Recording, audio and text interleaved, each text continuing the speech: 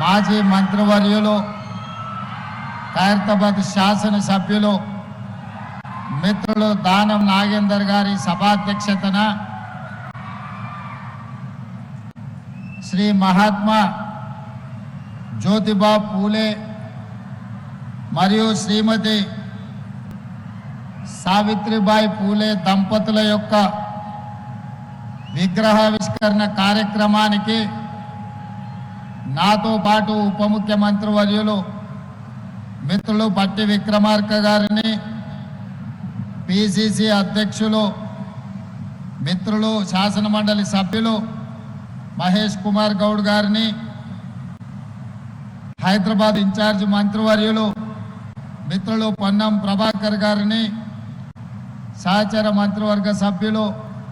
దుద్దిల్ల శ్రీధర్ బాబు గారిని, సోదరిమణి మంత్రివర్యులు కొండా సురేఖ గారిని, మరో సహచర మంత్రివర్గ సభ్యులు వాకిటి శ్రీహరి గారిని, మరో సహచర మంత్రివర్గ సభ్యులు మహమ్మద్ అజారుద్దీన్ గారిని, ప్రభుత్వ ప్రత్యేక సలహాదారులు పెద్దలు మాజీ పార్లమెంట్ సభ్యులు మాజీ పిసిసి అధ్యక్షులు కె కేశవరావు గారిని, మరో ప్రభుత్వ ప్రత్యేక సలహాదారులు మాజీ పిసిసి అధ్యక్షులు వి హనుమంతరావు గారిని, బలహీన వర్గాల నాయకుడు 5 దశాబ్దాలు మీకోసమే కొట్లాడిన రాజ్యసభ సభ్యులు మిత్రులు ఆర్ కృష్ణయ్య గారిని, అదేవిధంగా మరో రాజ్యసభ సభ్యులు యువమిత్రులు అనిల్ కుమార్ యాదవ్ గారిని, అదేవిధంగా పార్లమెంట్ సభ్యులు సురేష్ షెట్కర్ గారిని, ఆది శ్రీనివాస్ గారిని, నవీన్ యాదవ్ గారిని, మిత్రులు రాజ్ ఠాకూర్ గారిని, అదేవిధంగా శాసనసభ్యులు ఈర్లపల్లి శంకర్ గారిని, మరో శాసనసభ్యులు మిత్రులు ప్రకాష్ గౌడ్ గారిని, అదేవిధంగా శాసనసభ్యులు మందుల సామ్యుల్ గారిని, మహిళా కమిషన్ చైర్పర్సన్ మాజీ మేయర్ గద్వాల విజయలక్ష్మి గారిని, బీసీ కమిషన్ చైర్మన్ పెద్దలు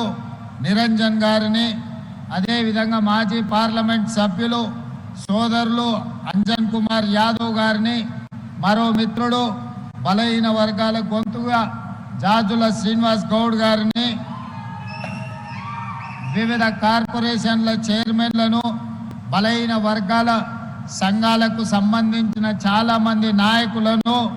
ప్రాణ సమానులైన యువమిత్రులు తమ్ముళ్ళు చెల్లెళ్ళు వేలాదిగా హాజరయ్యి ఆదర్శ పురుషుడైన జ్యోతిబా పూలే దంపతుల యొక్క విగ్రహావిష్కరణ కార్యక్రమాన్ని ఒక పండుగ వాతావరణంలో నిర్వహించినందుకు మనస్ఫూర్తిగా అభినందనలు తెలియజేస్తున్నా. మిత్రులారా, చాలా సందర్భాలలో చాలా ప్రదేశాలలో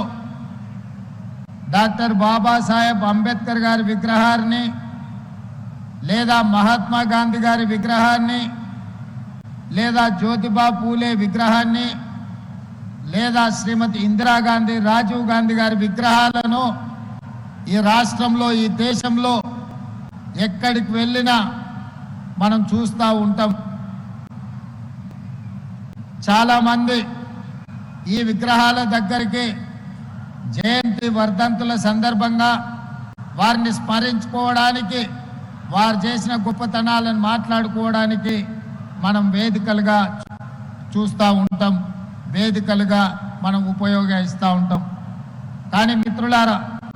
ఇక్కడున్న యువ మిత్రులు ముఖ్యంగా మా చదువుకుంటున్న తమ్ముళ్ళు చెల్లెళ్ళు ఈనాడు స్ఫూర్తిగా తీసుకోవాల్సింది, ఎక్కడైతే ప్రజా కూడలి ఉందో అది గ్రామంలో కావచ్చు, పట్టణంలో కావచ్చు, నగరంలో కావచ్చు, లేదా ఈరోజు హైదరాబాదు నగర నడిబొడ్డున నక్లెస్ రోడ్డులో కావచ్చు, ఒక పక్కన అంబేద్కర్, మరొక పక్కన జ్యోతిబా పూలే, చౌరస్తాలో శ్రీమతి ఇందిరాగాంధీ గారు, ఆ పక్కన పివి నరసింహారావు గారి విగ్రహాలను మనం ఆవిష్కరించుకున్నాం. ఈ విగ్రహాలు అన్నీ వర్ధంతులు జయంతులు జరుపుకోవడానికే కాదు, మనం ఈ ప్రాంతం గుండా ఎప్పుడు ప్రయాణించినా ఈ గొప్ప వ్యక్తుల యొక్క త్యాగాలను, వారి యొక్క స్ఫూర్తిని పొంది ఆ స్ఫూర్తితో మనం విద్యలో రాణించాలి, సామాజిక చైతన్యంతో వ్యవహరించాలి. సమాజ అభివృద్ధి కోసం పాటుపడడానికి వీళ్ళ స్ఫూర్తిని తీసుకోవడానికి ఈనాడు ఇక్కడ వీళ్ళ విగ్రహావిష్కరణలు మనం ఏర్పాటు చేసుకోవడం జరిగింది. మిత్రులారా, ఈరోజు నక్లెస్ రోడ్ చౌరస్తా ఒక అద్భుతమైన చౌరస్తా. ఇక్కడికి వస్తే కష్టాలలో ఉన్న, సమస్యలలో ఉన్న ఈ చౌరస్తాలో నిలబడితే నిలువెత్తు విగ్రహం డాక్టర్ బాబాసాహెబ్ అంబేద్కర్ అట్టడుగు వర్గాల నుంచి, సమాజ నిర్లక్ష్యాన్ని నుంచి ఈరోజు ఆకాశమంత ఎత్తుకెదిగిన డాక్టర్ బాబాసాహెబ్ అంబేద్కర్ ఈరోజు రాజ్యాంగాన్ని ఇవ్వడమే కాదు, ఓటు హక్కునివ్వడం ద్వారా ఓటునే ఆయుధంగా పాలకులను ఎన్నుకోవడానికి, క్రమశిక్షణ తప్పిన పాలకులను శిక్షించడానికి ఈనాడు ఓటు హక్కు అందించిన గొప్ప ప్రదాత డాక్టర్ బాబాసాహెబ్ అంబేద్కర్ గారు ఇక్కడ ఆవిష్కరించబడ్డారు. అదేవిధంగా సమాజంలో అంటరానితనం, ఆకలి కేకలు, నిరక్షరాస్యత, మూఢనమ్మకాలు, ఆనాటి కాలంలో అసలు చదువు అనేదే అందని సమయం, మహిళా చదువు అనేది ఆలోచనకు, ఊహకు కూడా అందని సందర్భం. 150-160 సంవత్సరాల క్రితం ఆనాడు జ్యోతిబా పూలే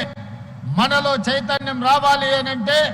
మన బతుకులు బాగుపడాలి, మన తలరాత మారాలి అంటే చదువు ఒక్కటే ఆయుధంగా మారాలి. చదువుకున్న వాడు ఆదర్శ పురుషుడుగా రాణిస్తాడు, ఆదర్శ మహిళగా రాణిస్తారని గుర్తించి 150-160 సంవత్సరాల క్రితం తను చదువుకోవడమే కాదు, తన సతీమణిని కూడా చదివించడం ద్వారా మహిళకు చదువు ఎంత ముఖ్యమో జ్యోతిబా పూలే మనకు ఒక ఆదర్శప్రాయుడుగా నిలబడ్డాడు. 136 సంవత్సరాల క్రితం మరణించిన ఈనాడు కూడా ఈ తరం మనం వారిని ఆదర్శ పురుషుడుగా భావిస్తున్నామంటే సమాజంలో వారు తీసుకొచ్చిన సామాజిక విప్లవాన్ని ఈరోజు మనం గుర్తు చేసుకుంటున్నామంటే ఆయన ఆలోచన ఎంత ముందస్తుగా, ఎంత గొప్పగా వారు ఆలోచన చేసిండ్రో ఇవాళ మనం అర్థం చేసుకోవాల్సిన అవసరం ఉన్నది. అందుకే మిత్రులారా, ఆనాడు జ్యోతిబా పూలే చెప్పిందే 136 సంవత్సరాల తర్వాత ఈరోజు ప్రజాపాలనలో, ఇందిరమ్మ రాజ్యంలో మేము అదే విధానాన్ని, అదే ఆలోచనని ఈరోజు కొనసాగిస్తున్నాం. నేను పలు సందర్భాలలో ఇక్కడున్న మా యువకులకు తెలుసు, చదువు ఒక్కటే మన తలరాతను మారుస్తుంది, చదువు ఒక్కటే మన ఆత్మగౌరవాన్ని నిలబెడుతుంది, చదువు ఒక్కటే సమాజంలో మనకు గుర్తింపునిస్తుంది. మన చదువే మన తల్లిదండ్రులను మన గ్రామంలో, మన పట్టణంలో, మన రాష్ట్రంలో తలెత్తుకొని నిలబడే విధంగా మన తల్లిదండ్రుల గౌరవం పెరుగుతుందని నేను పదే పదే ఈరోజు చెబుతున్నా. ఈనాడు మన ప్రభుత్వం వచ్చిన తర్వాతనే వివక్షకు లోనైన, సమాజంలో విభజన కావించబడ్డ కులాల విభజనను ఈరోజు కులాల నిర్మూలన చెయ్యాలి అనంటే, సామాజిక చైతన్యం తీసుకురావాలి అనంటే బీసీ కులాలు వేరు, ఎస్సీ కులాలు వేరు, ఎస్టీ కులాలు వేరు, మైనారిటీ కులాలు వేరు వేరుగా రెసిడెన్షియల్ స్కూళ్ళల్లో చదువుకోవడం కాదు, అందరు కలిసి కట్టుగా ఉన్నత వర్గాలతో సహా ఒకే దగ్గర చదువుకోవడం ద్వారా, ఒకే దగ్గర కూర్చొని తినడం ద్వారా,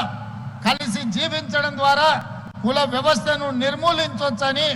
ఈరోజు యంగ్ ఇండియా రెసిడెన్షియల్ స్కూల్స్ని ఒక విప్లవాత్మకమైన మార్పుని ఈరోజు తెలంగాణ రాష్ట్ర ప్రభుత్వం తీసుకొచ్చింది. ఇదే కాదు, ఈరోజు చదువు ఒక్కటే మన జీవితాలలో వెలుగు నింపుతుందని నర్సరీ నుంచి 12th క్లాస్ వరకు ఈరోజు సమూలంగా విద్యా వ్యవస్థను ప్రక్షాళన చేసి, నర్సరీ నుంచి బ్రేక్ఫాస్ట్, లంచ్, ఈవినింగ్ స్నాక్స్తో సహా కాస్మెటిక్ ఛార్జెస్, డైట్ ఛార్జెస్ పెంచడమే కాకుండా నాణ్యమైన విద్యను ఈరోజు ప్రభుత్వ పాఠశాలల్లో, కళాశాలల్లో ఇవాళ అందించాలని ఈరోజు మనం ప్రయత్నం చేస్తున్నాం. పెద్దలు ఆర్ కృష్ణయ్య గారు చెప్పారు ఫీజు రియంబర్స్మెంట్ గురించి. గతంలో జరిగిన అవకతవకలను వదిలేస్తే ఈ విద్యా సంవత్సరం నుంచి అడ్వాన్స్ గా బ్యాంకు ఖాతాలో డబ్బులు రెడీగా పెడుతున్నాం. ప్రతి సంవత్సరం 2400 కోట్ల రూపాయల ఫీజు రియంబర్స్మెంట్ అడగకుండానే మీ ఖాతాలలో వేసి ఎవరి దగ్గర మీరు చెయ్యి సాల్సిన అవసరం లేదు.